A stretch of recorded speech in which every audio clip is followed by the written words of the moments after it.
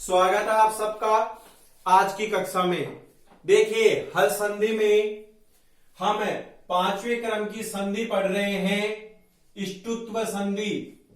देखिए, कल हमने पढ़ी थी इष्टुत्व संधि और आज हम पढ़ रहे हैं इष्टुत्व संधि। देखिए, संधि की पहचान संधि के नाम में ही छिपी हुई होती है। अब यहां पे भी देखिए, मूर्धन्य स और टू का तात्पर्य टवर्ग। अगर संधि पद में मूर्धन्य स और अगर टवर्ग होगा तो वहां पे इष्टुत्व संधि होगी। और जो हम कल पढ़े थे उस संधि में क्या नियम था कि वहां पे तालव्य स और चवर्ग होगा तो इष्टुत्व संधि होगी। अब देखिए, पहचान लिख लेते हैं पहले।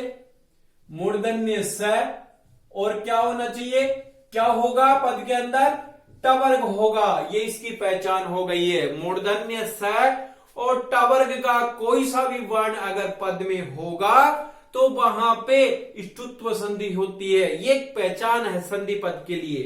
अब देखिए, कल जब हम नियम पढ़ रहे थे इष्टुत्व संधि के अंतर्गत, तो उसमें पढ़ रहे थे कि तालव्य स और चवर्ग किसको होता है कि दंत स और तवर्ग हो, और उसके बाद तालव्य स और चवर्ग हो तो होता है। वैसे ही इस संधि में भी है, यहां पे भी दंत स और क्या हो, तवर्ग। एक बार हम ओपन कर लेते हैं सभी वर्णों को। स को भी ले लेता हूं मैं। स तवर्ग के अंदर कौन कौन से वर्ण थे कल, त, थ, द, ध और न। और एक तरफ क्या होनी चाहिए, एक तरफ होनी चाहिए मूर्धन्य स हो या फिर टवर्ग हो। अब टवर्ग और मूर्धन्य स, इन सभी को हम ओपन कर लेते हैं। देखिए, मूर्धन्य स लिख लिया, टवर्ग के कौन कौन से वर्ण आ गए, ट, ठ, ड, ढ और अण हो। तो अगर ध्यान देना, ये स्थिति दोनों तरफ ही हो सकती है और इस संधि में तो दोनों तरफ उदाहरण आएंगे भी आएंगे। देखिए, कल वाली जो हम संधि पढ़े थे उसमें तो मैं इस तरफ के केवल दो ही उदाहरण बताया था, लेकिन इस संधि में तो दोनों तरफ उदाहरण आते हैं बराबर। देखिए, ये स्थिति चाहे इधर हो चाहे इधर हो, ये स्थिति हमें दोनों तरफ मिलनी चाहिए। एक तरफ ये स्थिति प्लस के और एक तरफ प्लस के, ये स्थिति मिलनी चाहिए। अब हो सकता है ये वाली स्थिति इधर हो, ये वाली स्थिति इधर हो, इसलिए मैंने ये निशान लगा दिया कि दोनों तरफ कहीं पे भी हो सकती है। लेकिन परिवर्तन किसको होगा, परिवर्तन हमेशा इस दंत स के स्थान पे कौन सा स हो जाएगा, मूर्धन्य स हो जाएगा, और तवर्ग के स्थान पे क्या हो जाएगा, टवर्ग हो जाएगा। एक बार इनको ओपन कर लेते हैं। स के स्थान पे मूर्धन्य स, त के स्थान पे ट, थ के स्थान पे ठ, द के स्थान पे ड, ध के स्थान पे ढ और न के स्थान पे अण हो जाता है, अण हो जाता है। ये हमारा नियम हो गया है। अब देखिए, मैंने क्या कहा, इस स्थिति को ध्यान रखें कि ये स्थिति प्लस के इधर और इधर दोनों तरफ हमें मिलनी चाहिए। एक तरफ ये स्थिति होनी चाहिए, एक तरफ ये स्थिति होनी चाहिए, चाहे अब ये प्लस के इधर हो चाहे इधर हो। अभी हम उदाहरणों के माध्यम से देखेंगे। तब स और तवर्ग को ही परिवर्तन होता है, किसमें, दंत से मूर्धन्य स में चला जाता है और तवर्ग किसमें चला जाता है, टवर्ग में चला जाता है। अगर पीछे इधर स और टवर्ग होगा तो, अगर पीछे स और चवर्ग होगा तो, तालव्य स और चवर्ग होगा तो फिर इष्टुत्व संधि का कार्य होता है। उदाहरण हम देख लेते हैं इसके। देखिए, पहला उदाहरण आ रहा है, रामस प्लस षष्ठ है। अब देखिए, एक तरफ मूर्धन्य स मिल गया, एक तरफ दंत स मिल गया है। ऐसा कैसे ही नियम के अनुसार मिल गया तो इस स के स्थान पे क्या हो जाएगा, इधर मूर्धन्य स है तो इसको भी क्या हो जाएगा, मूर्धन्य स हो जाएगा। तो ये मूर्धन्य स हमने कर दिया इस स के स्थान पे, इस स के स्थान पे क्या कर दिया है, मूर्धन्य स, और ये षष्ठ है, ऐसा का ऐसा ही रह गया। मिलाते हैं तो क्या बन गया, रामषष्ठ है। इस प्रकार से हमारा संधि पद बन गया है। और संधि विच्छेद करेंगे तो वही इसी जगह जहां आगे हलन दिख रहा ना। अब देखो ये आपको याद रखना है कि इसमें संधि विच्छेद कहां से हो रहा है। देखिए दूसरा उदाहरण देखते हैं। दूसरा उदाहरण आ रहा है तत् प्लस टिका। देखिए टवर्क आ गया इधर, तवर्क के अंतर्गत आ गया है, तो परिवर्तन बताओ इसको होगा कि इसको। अब जो मैंने क्या बताया यहां कि परिवर्तन हमेशा दंत स और तवर को ही होता है, तो परिवर्तन हमें दंत स और तवर को ही करना है, ये हमें याद रख लेना है। तो देखिए तय के स्थान पे क्या हो गया है, हलंत है, क्योंकि ये हलंत है तो हमने भी हलंत किया। पीछे क्या बच गया, टीका। अब मिलाते हैं तो क्या रूप बना, टट्टिका। और इसका अर्थ क्या होता है, टट्टिका का जो पुस्तक इत्यादि के नीचे जो तख्ती इत्यादि लगाई जाती है ना इसे पढ़ने के लिए, उसको बोला जाता है। तो इस प्रकार से हमारा उदाहरण बन गया है। एक और उदाहरण देखते हैं अगला इसी क्रम में, और स का देख लेते हैं, रामस प्लस टीकते। अब देखिए टवर्ग आ गया, इधर स आ गया दंत से, तो परिवर्तन किसको होगा, इस वाले एरिया को होता है, इस स और तवर को होता है, तो यहीं से परिवर्तन कर देते हैं। तो इस स के स्थान पे कौन सा स हो जाएगा, मूर्धन्य स हो जाएगा, रामस प्लस टीकते। इस प्रकार से हमारा बना। मिलाते हैं तो क्या बन गया, रामस टीकते। और संधि पद में स दिखाई दे रहा है, तो हमारी संधि कौन सी हो गई है, यहां पे इष्टुत्व संधि हो गई है। संधि विच्छेद करेंगे तो यहीं से क्या हो जाएगा, इसका विग्रह हो जाएगा। एक महत्वपूर्ण उदाहरण और है, देखिए आज जो भी उदाहरण लिखा रहा हूं ना वो सभी महत्वपूर्ण है। चक्रिन प्लस डौक्से। देखिए चक्रिन प्लस डौक्से हमारा ये आया। अब देखिए इधर ढ, देखिए ढ मिल रहा, क्या मिल गया, टवर्ग में ढ मिल गया, एक तरफ आ गई स्थिति, और एक तरफ क्या रहा, न, तवर्ग में न मिल गया है, तो परिवर्तन किसको होगा, तवर्ग के स्थान पे। देखो ये स और तवर्ग ही परिवर्तन होता है, ये वाला नहीं, तो न के स्थान पे क्या हो जाएगा, यहां पे अण हो जाएगा। तो क्या बन गया हमारा, चक्रीन। अण करेंगे यहां पे, क्योंकि हलंत है न, तो हलंती परिवर्तन होगा। और जब हम मिलाते हैं तो क्या बन गया हमारा, चक्रिन डौक्से। ये हम लिपि के अनुसार यहां पे लिख दिए हैं। देखिए इन चार उदाहरणों के माध्यम से हमने ये देखा कि इष्टुत्व संधि में भी स और तवर्ग को अगर पीछे मूर्धन्य स और टवर्ग आता है तो दंत्य स और तवर्ग मूर्धन्य स और टवर्ग में परिवर्तन हो जाता है। लिख लीजिए इनको, अच्छे शुद्धता से लिखे। आगे और उदाहरण हम पढ़ते हैं, लिखिएगा जल्दी से।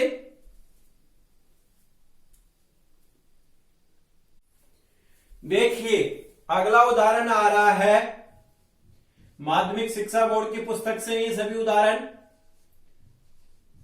उद प्लस डयनम। देखिए आपको बनाना इन उदाहरणों को, मैं लिख रहा हूं फिर एक साथ में बना दूंगा। उद प्लस डीना है। देखिए कैसे भी आ सकता है उदाहरण, उद प्लस डयनम भी आ सकता है, उद प्लस डीना भी आ सकता है। इसी प्रकार से अगला उदाहरण आ रहा है पेश प्लस ता। पेश प्लस ता। और 8वें नंबर पे हम लिख रहे हैं रास प्लस त्रम। रास प्लस त्रम। ऐसे ही 9वें नंबर पे हम लिख लेते हैं इस प्लस त है। 10वां उदाहरण देख लेते हैं कृष प्लस न है। और एक उदाहरण और लिख लेते हैं, विष प्लस नुह। ऐसे तो मत प्लस टीका भी होता है। बहुत सारे उदाहरण हैं, लेकिन महत्वपूर्ण उदाहरण हमने यहां पे लिख लिए हैं। इनसे ही हमें संधि समझ में आ जाएगी। अब देखिए, उद प्लस डैनम यहां लिखा हुआ है। द आ रहा है तो तवर का अक्षर मिल गया, ड आ रहा है तो टवर का भी मिल गया है। परिवर्तन किसको होगा? तवर के वर्ण को। तो तवर का वर्ण क्या है? द है। तो द के स्थान पे क्या हो गया? देखो, द हलंत है तो ड भी हलंत हो गया, और ये डैनम ऐसा का ऐसा ही रह गया है। अब मिलाते हैं तो क्या हो गया है? उड्डयनम। इस प्रकार से हमारा यहां पे संधि पद बन गया है। अब देखिए, उद प्लस डीना आ रहा है, क्या होगा? तवर का अक्षर द है और टवर का अक्षर ड है, तो परिवर्तन किसको होगा? तवर के अक्षर को। तो द के स्थान पे क्या हो जाएगा? ड, क्योंकि द हलंत है तो हमने ड को भी हलंत किया, और पीछे बच गया हमारा डीना है। मिलाते हैं तो क्या बन गया है? उड्डीना है। अब देखो, ये लिपि है, इसको आप ऐसे भी लिख सकते हो और इसको आप ऐसे भी लिख सकते हो। कैसे भी लिख सकते हैं, कोई दिक्कत नहीं है, लिखने की बात है। अब देखिए, यहां तक जो हमने उदाहरण देखे ना, वो मैंने इधर वाला वर्ण परिवर्तन आपसे करवाया है। अब मैं इसको परिवर्तन कर रहा हूं। तवर्ग जो इधर आ रहा था ना, इसको इधर लेके जा रहा हूं, और टवर्ग वाली स्थिति इधर आ रही थी ना, इसको इधर लेके आ रहा हूं। ऐसे भी उदाहरण इस संधि में महत्वपूर्ण उदाहरण है। अब देखिए, ये मूर्धन्य स आ गया, तो ये पहले लिखा उधर था। देखो, मैंने ऐसा निशान लगाया था वहां पे। इस निशान का तात्पर्य क्या था कि ये दोनों तरफ नियम इधर भी हो ये वर्ण इधर भी, जो इधर वाला है वो इधर भी हो सकता है, इधर वाला उधर भी हो सकता है। स्थिति हमें मिलनी चाहिए एक तरफ, दोनों में से एक तरफ होना चाहिए।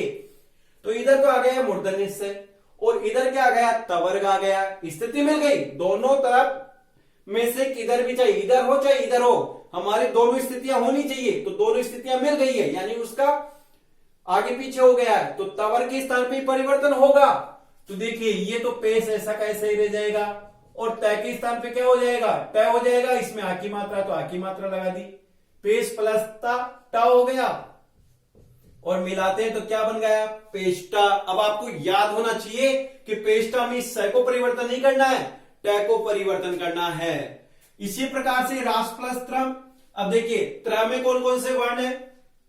मैंने कल भी बताया था, त प्लस र।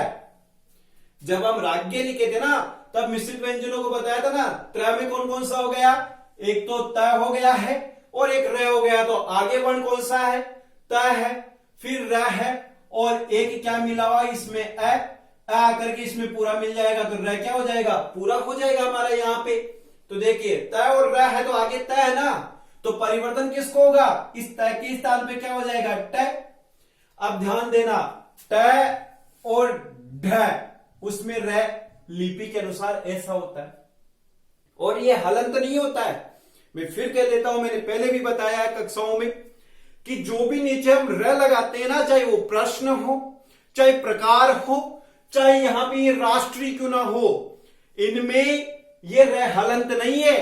ये जिस व्यंजन के साथ जुड़े हुए हैं ना, वो वाला व्यंजन हलंत है। यहां पे हलंत है, ये र नहीं है। ये तो लिपि के अनुसार ऐसा लिखा जा रहा है। एक तो ट और एक ढ, ढ में भी र ऐसा ही लगता है। तो देखिए, र ऐसे आ गया, ट्रम हो गया, और इधर रह गया रास। मिलाते हैं तो क्या बन गया है? राष्ट्रम। इस प्रकार से हमारा संधि पद बना। ध्यान देना, देखो ट आ रहा है इसलिए इष्टुत्व संधि है। ध्यान देना, राष्ट्रम, रास प्लस त्रम में इसके डिवाइड होता है, टुकड़े होते हैं। अब देखिए, तय के स्थान पे देखो, तय और र से मिलके वापिस समझा रहा हूं। ये त्रय किससे बना है? तय और र से। आगे तय है तो तय के स्थान पे हमने क्या कर दिया? ट। और ट और ढ के नीचे, ट अगर हलंत होगा, ढ अगर हलंत होगा, और आगे अगर र वर्ण होगा, तो वो लिपि के अनुसार ऐसा लिखा जाता है, ट और ढ के साथ। तो यहां पे ट के साथ र कैसा हो गया?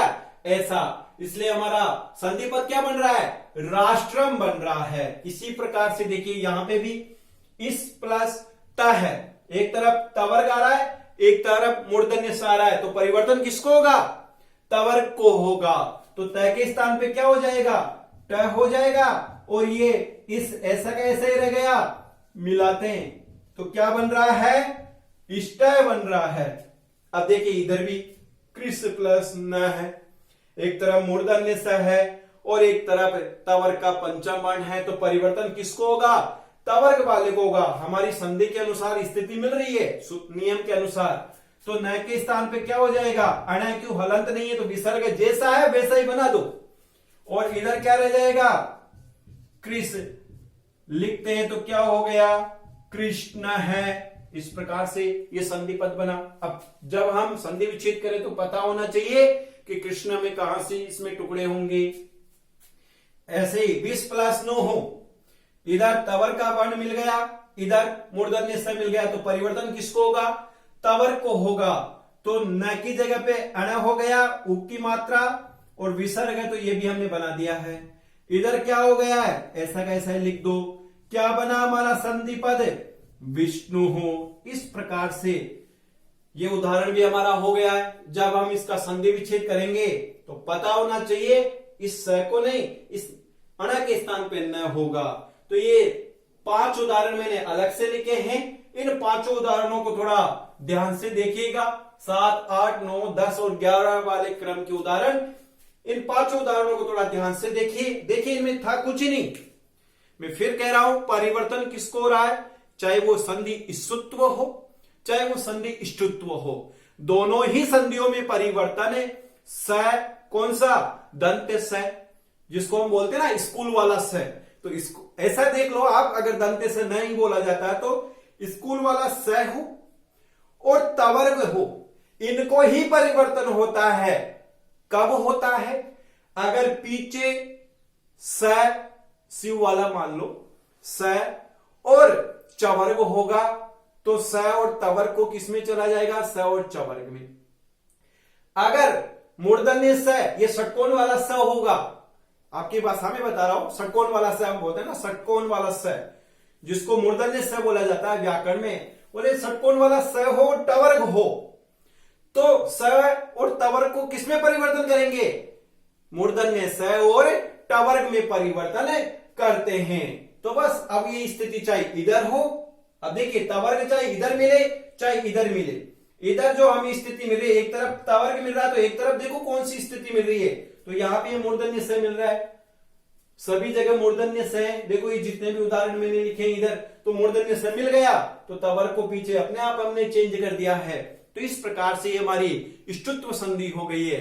देखिए पहले हमने प्रारंभ में 3 संधियां पढ़ी, चर्त, जसत्व और अनुनासिक, तीनों ही एक दूसरे से जुड़ी हुई थी, एक कुछ बता रही थी, दूसरा फिर क्या और तीसरी फिर क्या, यानी जुड़ी हुई थी, क्रम से थी। इसी प्रकार से इष्टुत्व संधि और इष्टुत्व संधि भी एक दूसरे से जुड़ी हुई है।